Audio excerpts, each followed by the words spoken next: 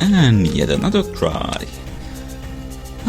Real life has been rather putting me in a mood for not recording in a while, and when I get back to things, well, technical difficulties come along, but maybe we can finally get this done.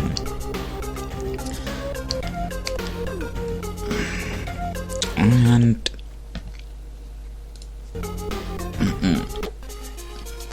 preferably not get hit by ghosts coming up from behind. And lately also I've been playing TIE Fighter. Lovely game. Now, here we also have those crosses drain energy for some reason.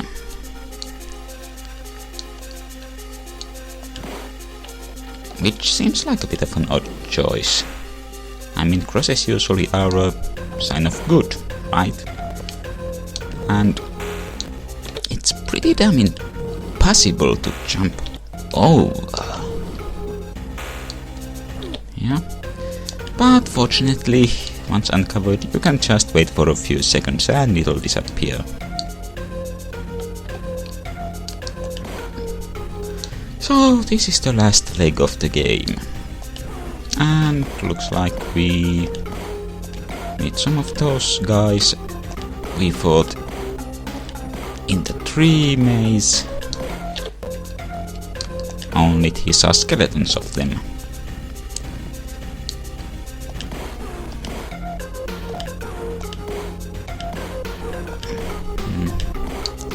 Come on, I know I can do better than that.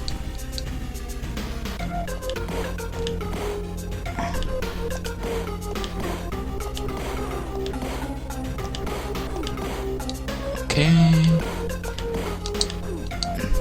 That's good enough for me. It's good enough for 2 and something C. Right, and one is coming up from behind, but seems to be stopped by an invisible wall.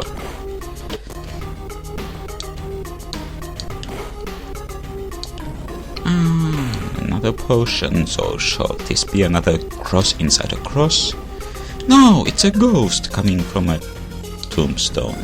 What is this, Legend of Zelda?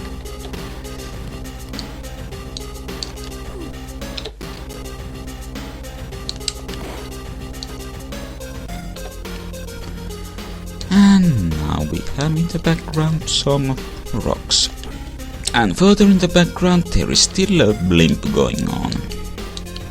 Or maybe it's a dirigible or a zeppelin or something. If I remember right, blimps are a type of dirigible. Blimps...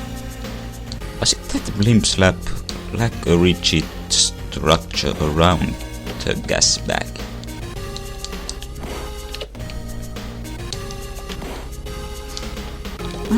What shall we be facing next? Some kind of green things from behind. Really? I've stopped trying to make sense of enemies in this game.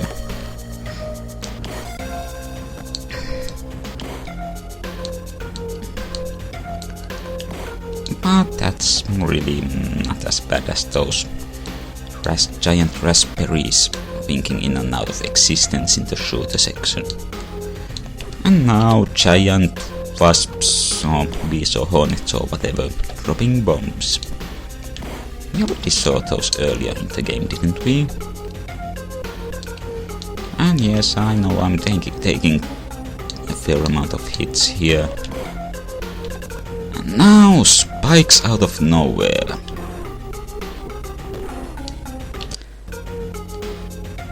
Which requires some pretty tricky doing to pass without taking any hits either from the spikes or this guy. pretty much you have to jump kick him, since you stop when punching.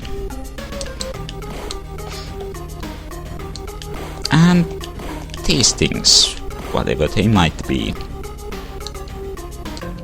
Oh, and the music change, which means we are heading for the boss, which is a giant, which we defeat by punching him in the toenail. Now you have to hit him in the toenail, not just the toe. So if you have about 5 points of health, or maybe 4 is enough, you can just tank that. And now, congratulations, you have freed yourself from the shadow of the beast. Though not really, since there were 2 sequels, and I seem to recall the third one having the subtitle Out of the Shadow, so our beastly protagonist is not really out of it quite yet. But that was the Shadow of the Beast, the first game for the Commodore Amiga. And this is one of those ending screens where you can't really get out of without resetting the machine. I mean, I'm pressing buttons here, nothing happens. So, frozen in this moment of time, I bid you farewell.